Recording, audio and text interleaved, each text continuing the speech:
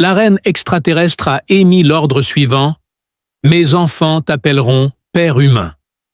Je suis maintenant son mari. » Alors que l'estomac de Thomas Hart luttait pour reprendre conscience, les pinces d'amarrage se sont finalement enclenchées, ressemblant au bruit d'un géant qui se racle la gorge.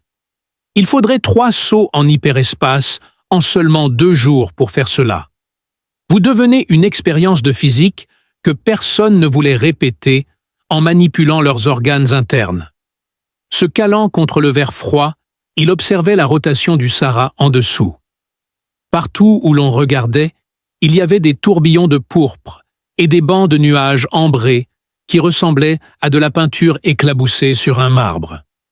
La station orbitale courbée irritait sa tête d'ingénieur alors qu'elle s'étendait devant lui. Il n'y avait pas une seule ligne droite. L'architecte semblait s'être volontairement engagé dans un débat philosophique avec la géométrie euclidienne, comme le montrent les couloirs courbes.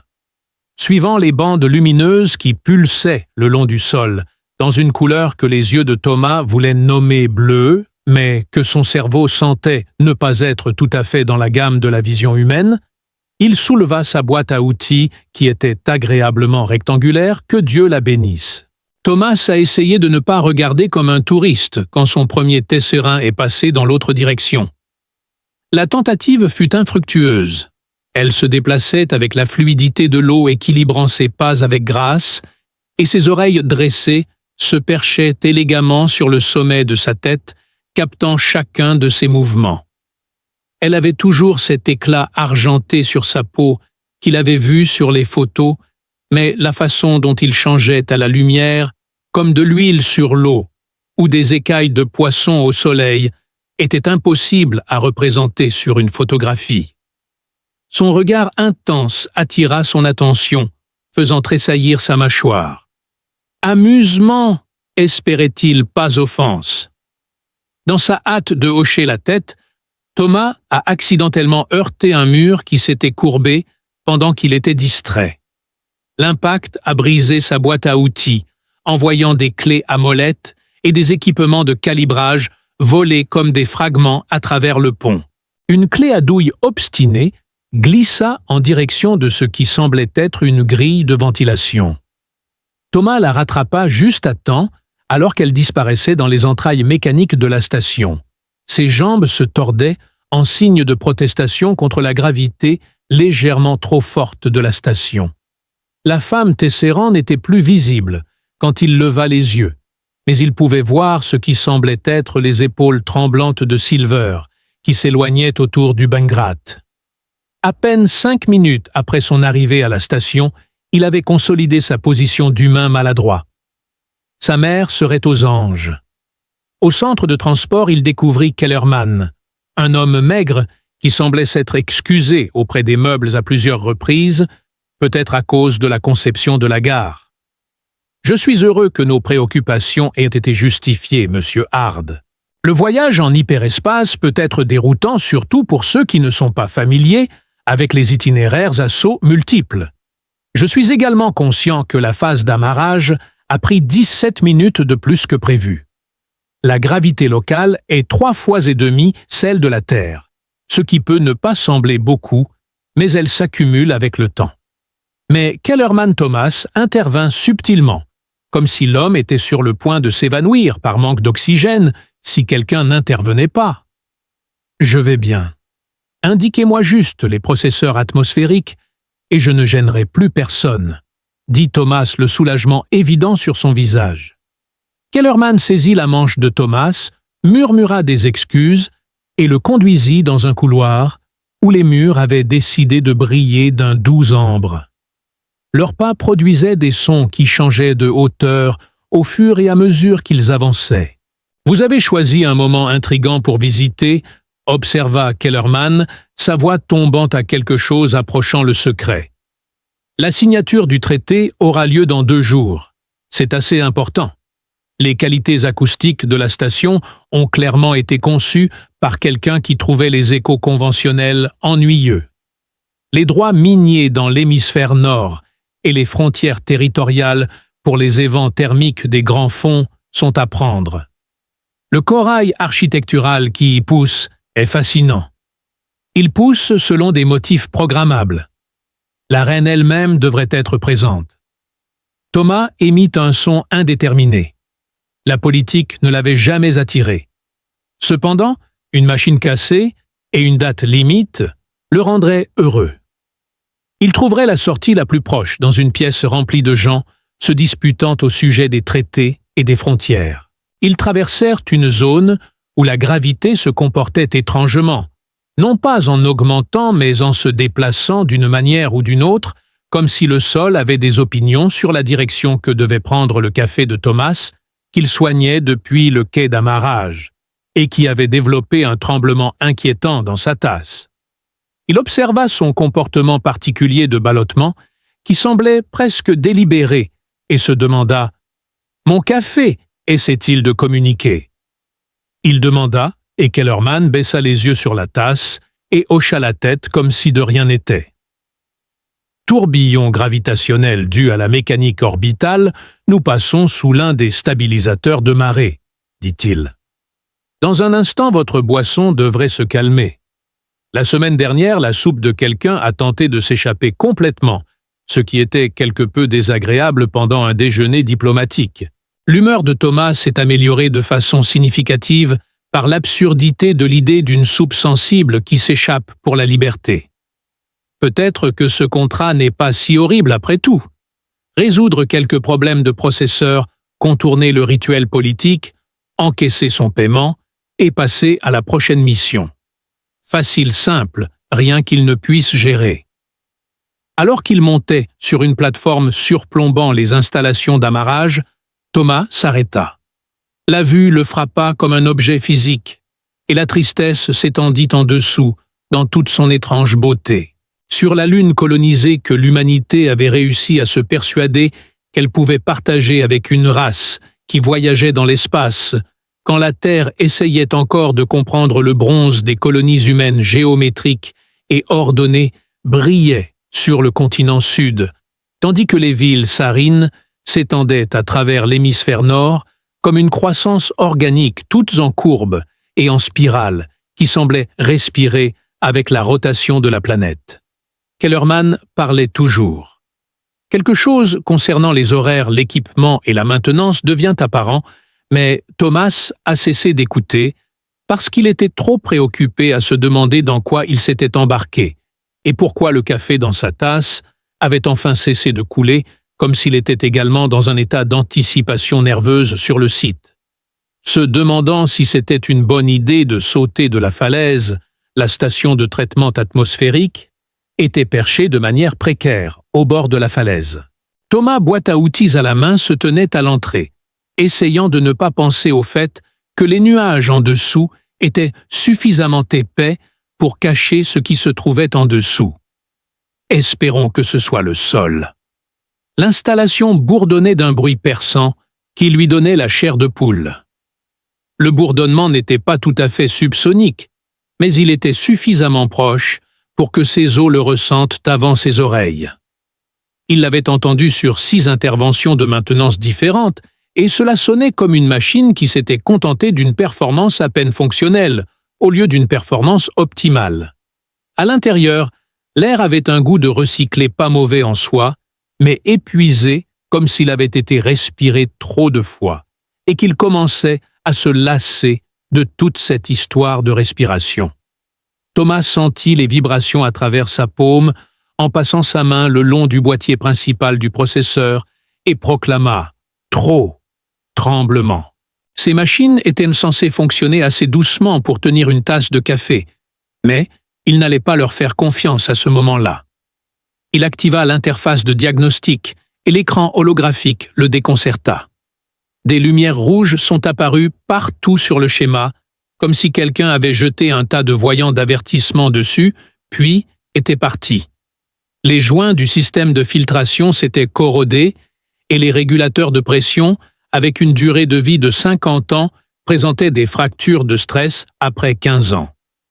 Thomas priait silencieusement pour les patients, se demandant si le technicien de maintenance précédent avait espéré que personne ne remarquerait qu'il avait contourné 3 protocoles de sécurité distincts. « Tu dois te moquer de moi », murmura-t-il en parcourant les registres de maintenance. Il était jusqu'au coude, dans un assemblage de vannes maudissant celui qui avait décidé que l'accessibilité était facultative dans la conception des processeurs lorsqu'il entendit des voix. Pas les voix mécaniques des systèmes automatisés de la station, mais de vraies personnes parlant cette langue tessérienne fluide qui sonnait comme de l'eau qui coule sur des pierres. Son écouteur de traducteur s'anima en crépitant, lui fournissant des fragments. Quelque chose, il y a 2 mois, il y avait une entrée sur le bruit qui le frappait avec une clé à molette. À partir de ce moment-là, le bruit a cessé.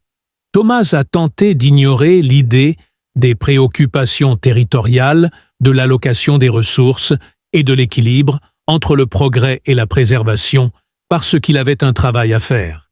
La tâche à accomplir impliquait un joint corrodé qui avait apparemment décidé de se fusionner au boîtier par pur dépit.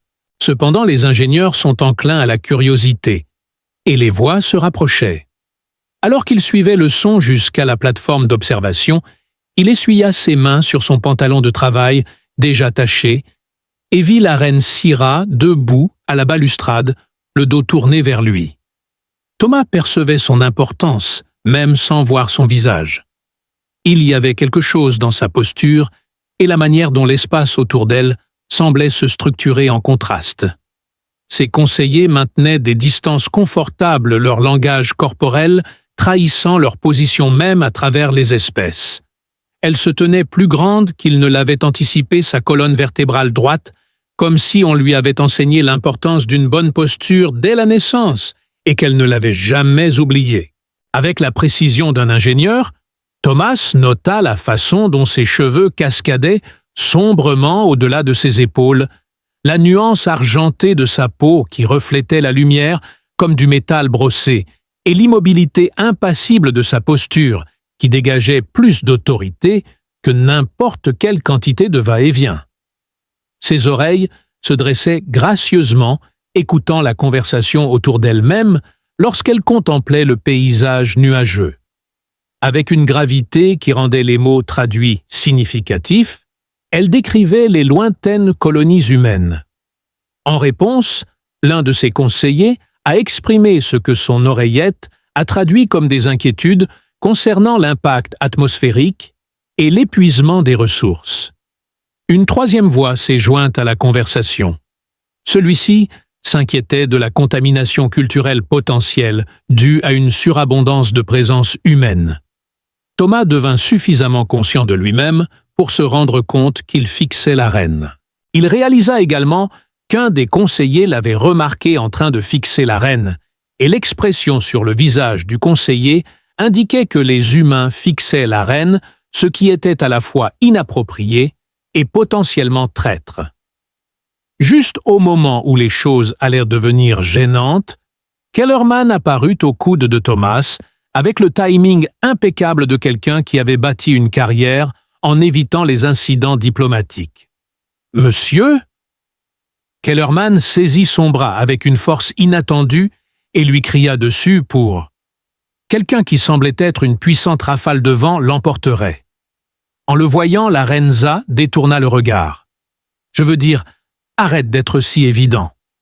Y a-t-il un moyen de mieux te fondre dans la masse? Peut-être te rabaisser. » Avant de se laisser entraîner à nouveau dans la machinerie, Thomas réussit à jeter un dernier coup d'œil à la reine. Ils croisèrent leurs regards un instant lorsqu'elle tourna légèrement la tête. Ses yeux étaient mystérieux et impénétrables, mais ils possédaient une intelligence qui le faisait se sentir soudainement très observé. La tension montait jusqu'à ce que Kellerman le tire autour d'un virage, ce qui fut le point de rupture. Pendant que Kellerman disait « La reine », sa voix devenait de plus en plus paniquée. « Tu fixais la reine ? Connais-tu le protocole pour un contact visuel non autorisé avec la royauté Sarin parce que je ne le connais pas, et je ne veux vraiment pas le découvrir en le voyant appliqué sur toi. » Thomas retira son bras de l'emprise de Kellerman. « Pour faire simple, j'étais intéressé. le centre exact de mon espace de travail est occupé par elle. Sa maison est l'endroit où vous faites votre travail. » Puis, Kellerman a riposté. « Tout cet endroit est son bureau. Les invités comme vous sont ici pour réparer les machines. Il est important de garder à l'esprit laquelle de ces responsabilités nécessite un contact visuel direct avec la royauté. Je vois votre point de vue. » Thomas essaya de ne pas tenir compte du fait que ses mains avaient commencé à trembler lorsqu'il retourna à son écran de diagnostic. Peut-être que c'était simplement le tremblement de la station. Cela devait être uniquement la vibration de la station, sans rapport avec la sensation d'avoir le regard de la reine évalué par rapport à une norme cosmique abstraite qui s'est révélée être une information intrigante, mais finalement insignifiante. Il se força à se concentrer en affichant le schéma du système de régulation de pression. Rien de plus qu'un ingénieur qui vient ici pour réparer des machines. Il était difficile d'entendre la reine et ses conseillers au-dessus du bourdonnement de la station ou du cliquetis des murs de l'installation. Il pouvait encore distinguer des bribes de la conversation qui se déroulait sur le pont d'observation alors que son écouteur crépitait une fois de plus. L'équilibre délicat entre deux espèces apprenant à coexister dans l'espace, les aspirations à une collaboration harmonieuse et la signature du traité jouent tous un rôle. Revenant à sa tâche, Thomas sortit une nouvelle valve de sa boîte à outils et l'installa. Il se répétait que la politique n'avait rien à voir avec lui. Sur Tessara, la signature du traité devait avoir lieu au coucher du soleil, lorsque les deux lunes jumelles se lèveraient comme une équipe de scène céleste et offriraient leur meilleure performance. Cependant, Thomas avait l'intention de manquer tout l'événement. Il était ingénieur de métier, pas diplomate, et l'incident de l'assemblage de la valve avait laissé une tache prometteuse sur sa deuxième chemise préférée. Cependant, Kellerman s'était présenté à son logement avec l'enthousiasme intense d'un employé dont l'évaluation dépendait de la présence de contractuels humains. Kellerman avait insisté « Il s'agit de la coopération entre les espèces », tandis que Thomas s'inquiétait de se blesser à cause de la façon dont il se tordait les mains. « Nous devons tous être présents, y compris vous. Votre présence est particulièrement importante car vous représentez la main-d'œuvre technique. Et il semble que quelqu'un au bureau du protocole Tesserand ait spécifiquement demandé un décompte de tous les humains présents sur la station. Par conséquent, Thomas avait mis sa chemise la moins froissée pour finalement constater qu'elle était encore assez froissée. Il se dit que les plis ne constituaient probablement pas une crise diplomatique imminente. Peut-être que la salle de cérémonie rendait le reste de la station géométriquement conservateur. Les murs semblaient respirer en fait, respiraient gonflant et se rétractant selon un rythme que de nulle part la formation médicale de Thomas tentait d'associer à un battement de cœur. Le sol changeait de couleur selon qui marchait dessus, ou peut-être la température, ou peut-être qu'il ne faisait que montrer ses capacités. Et le plafond que le cerveau d'ingénieur de Thomas reconnaissait comme un énorme risque structurel fonctionnait quand même parce que, semblait-il, les architectes de Tesserin avaient décidé que la physique était plus une suggestion qu'une loi. Malgré son envie d'examiner les joints environnementaux qui devaient maintenir l'atmosphère dans une pièce, avec un plafond ouvert, il se planta près du fond, essayant d'avoir l'air professionnel. Alors que la cérémonie commençait, les dignitaires assemblés et les citoyens ordinaires parvenaient à paraître à la fois dignes et légèrement mal à l'aise.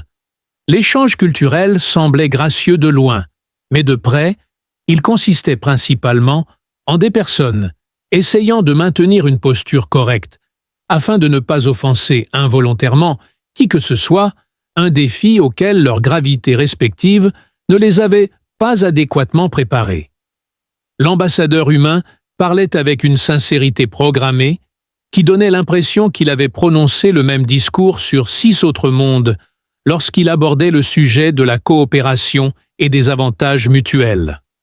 En réponse, l'ancien de la thèse utilisait des métaphores qui coulaient comme des rivières se jetant dans la mer et des étoiles partageant l'obscurité, ce que l'oreillette de traduction de Thomas semblait avoir du mal à traduire en langage diplomatique standard. À ce moment-là, la reine Zavara se leva pour s'adresser à l'Assemblée, et un silence descendit sur la salle, plus en raison de sa simple présence que de toute formalité dans les procédures.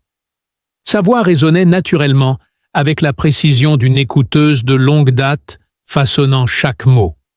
Thomas, qui essayait de cataloguer mentalement la structure de soutien de la salle, se retrouva à écouter attentivement, alors qu'elle parlait d'équilibre, de la responsabilité de partager des mondes et de l'espoir que deux espèces puissent apprendre l'une de l'autre, sans que l'une ne diminue l'autre. Sa voix portait l'impression qu'elle pensait chaque mot. Sur une plateforme flottante qui bourdonnait de la même technologie antigravité que Thomas essayait de rétro-ingénierie depuis ses jours à l'Académie des documents physiques du vrai papier, où l'équivalent Thézanne lui était présenté, démontrant que ce n'était pas simplement cérémoniel pour elle, mais plutôt sa croyance sincère, enfermée dans un langage formel. Thomas observait Zebara avec le même niveau de concentration qu'il accorderait à un système crucial, qui allait être mis en ligne. Quelque chose semblait cloche. L'envoyé humain fut le premier à signer ses mouvements rigides sous le poids de représenter une espèce entière. Ce n'était pas manifestement faux, mais de la même manière qu'une machine sonne mal juste avant de tomber en panne. L'instinct de ses ingénieurs lui disait que des variables avaient dépassé les paramètres attendus. Quelqu'un dans la délégation Tesserin s'est déplacé, rien de grave, mais il y avait un angle et le langage corporel ne correspondait pas. C'était comme si quelqu'un ajustait simplement sa position pendant une longue cérémonie. Le regard de Thomas suivit la main qui se dirigeait vers un objet caché sous leur robe de cérémonie. L'épée semblait avoir été préparée dans l'obscurité pour ce moment précis, un métal sombre qui absorbait la lumière, alors qu'elle se dirigeait vers le dos de Ziver. Avec un arc de cercle issu de l'expérience et de l'assurance, l'esprit de Thomas n'eut qu'une fraction de seconde pour comprendre la situation, pour considérer l'action totalement stupide que son corps avait déjà entreprise, et pour se demander si c'était l'état mental de ceux qui prenaient des décisions qui conduisaient à ce que des rues soient nommées en leur honneur. Il a probablement commencé à bouger avant que sa conscience ne rattrape ses mouvements. Il a parcouru le sol avec des pas hésitants qui étaient plus contrôlés que les dignitaires qui couraient et se dispersaient comme des oiseaux effrayés. Et dans un mouvement qui ressemblait à un tacle, mais qui était plus agressif qu'une étreinte, l'élan les a poussés tous les deux sur le côté. La lame qui visait son dos a fini sur son épaule, à la place. Payne était à la mode en arrivant en retard à la fête, mais il était rapide, précis, et semblait irrité d'avoir obstrué son chemin. Thomas sentit le métal glissant entre ses muscles et ses os avec la précision terrible d'un outil fait pour cette tâche. Son cerveau d'ingénieur lui disait en plaisantant que le travail était de première qualité, mais son corps avait d'autres idées. Le sol semblait être un bon endroit pour réévaluer ses choix de vie. Soudain, le monde bascula, et des voix éclatèrent tout autour de lui dans différentes langues. Son écouteur de traducteur cessa complètement de fonctionner et ne lui donnait que des parasites. Le plafond flottait au-dessus de lui, cet impossible ciel ouvert, maintenant rempli des premières étoiles du soir, et les deux lunes se levaient en tandem, comme si elles avaient coordonné leur entrée. Quelqu'un, ou peut-être plusieurs, le roulait habilement sur le dos, l'efficacité de cette action suggérant une formation médicale. Le visage de Zéa apparut au-dessus de lui, et Thomas enregistra vaguement qu'il lui avait coupé la joue en la poussant de côté. Même si elle était petite et saignait à peine, celle qui ornait son épaule était pire. « Pourquoi ? Pourquoi ?» demanda-t-elle, son ton ayant perdu toute formalité. Sa question sonnait choquée et humaine dans sa confusion. Thomas tenta de répondre, d'expliquer qu'il avait vu l'angle agi et n'y avait pas réfléchi. Mais sa langue ne coopérait pas avec tout le processus de formation des mots, et sa bouche était pleine d'un goût de cuivre. Quelqu'un criait à proximité. Thomas réalisa à distance que c'était l'assassin, leur voix rauque, de la sorte de passion qui venait d'idées terribles sincèrement entretenues. La douleur semblait avoir des dimensions dont Thomas n'avait pas conscience auparavant. Elle commençait dans son épaule comme quelque chose de vif et immédiat, puis se répandait dans son bras en vagues, qui donnait l'impression que son système nerveux déposait des plaintes en triple exemplaire. L'écouteur de l'interprète s'est brièvement allumé, lui permettant de capter des fragments concernant la pureté culturelle et la contamination humaine, avant de retomber en panne avec une déception électronique similaire. Les gardes tessins se déplaçaient avec une efficacité qui aurait pu être stupéfiante si le cerveau de Thomas n'avait pas été préoccupé par la réalité qu'il avait réellement un couteau à l'intérieur de lui. Après ce qui lui sembla une éternité de paperasse, le visage de Zéa revint enfin remplir sa vision, et des détails que son cerveau stupéfait n'aurait pas dû remarquer, comme le fait que la petite coupure sur sa joue avait cessé de saigner. Ses yeux étaient plus grands qu'il ne semblait physiquement possible, sombres et en même temps lumineux. « Pourquoi ? Pourquoi ?» demanda-t-elle, alors qu'une de ses mains planait maladroitement au-dessus de son épaule, presque en la touchant, comme si elle voulait lui tendre la main, mais ne savait pas comment. Thomas essaya de se concentrer suffisamment pour répondre, car il semblait impoli de ne pas le faire quand quelqu'un vous fixait avec une telle intensité. Mais sa bouche émit un son à mi-chemin entre un mot et un sifflement. Alors que Sivara s'approchait, il détecta une combinaison d'ozone et d'un arôme floral non identifié que son nez terrien ne pouvait pas tout à fait identifier.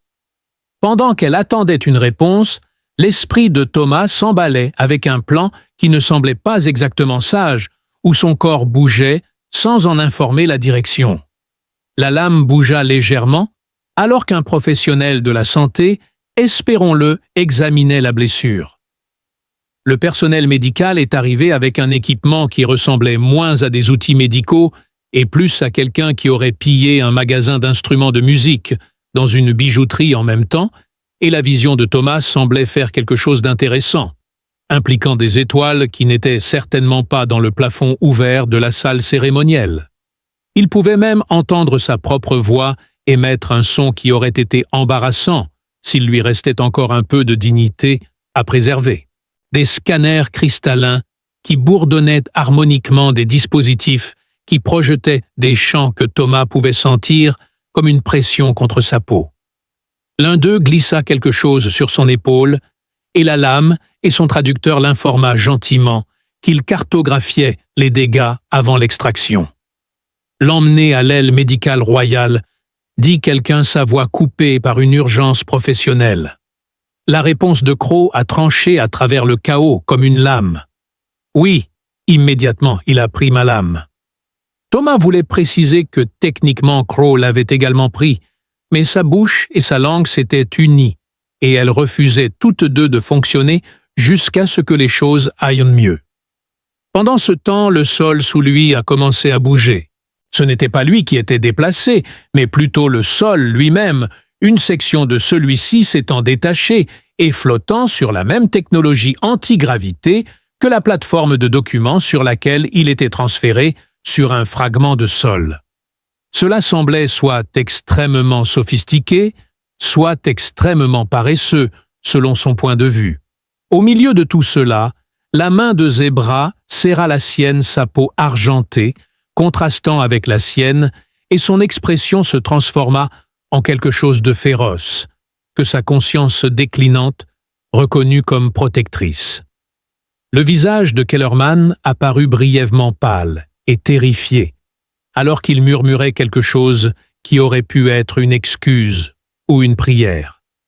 La civière de sol prenait des virages que les civières ordinaires auraient nécessité des roues.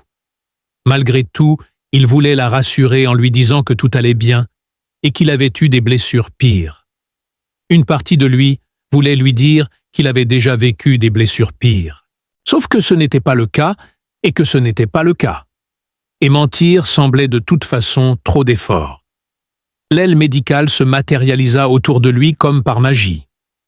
Une seconde, il était dans des couloirs, et la suivante, il était dans une pièce baignée de lumière qui ne venait de nulle part. L'air avait un goût différent ici, plus propre, avec une qualité électrique qui picotait ses dents. Il y avait un déluge de personnel médical, leurs mouvements coordonnés, d'une manière que Thomas ne pouvait décrire que comme ressemblant à un esprit de ruche. Quelqu'un a mentionné la sédation, tandis qu'une autre voix discutait de la biochimie humaine et des calculs de dosage. La voix de C.A. s'élevait au-dessus de toutes les autres commandants d'une manière qui montrait clairement qu'elle était habituée à être obéie, même en cas d'urgence médicale. « Stabilisez-le », dit-elle, sans se soucier des ressources que cela utiliserait. Thomas sentit un picotement qui commença à son cuir chevelu et qui descendit le long de son corps, tandis qu'un scanner passait sur son visage.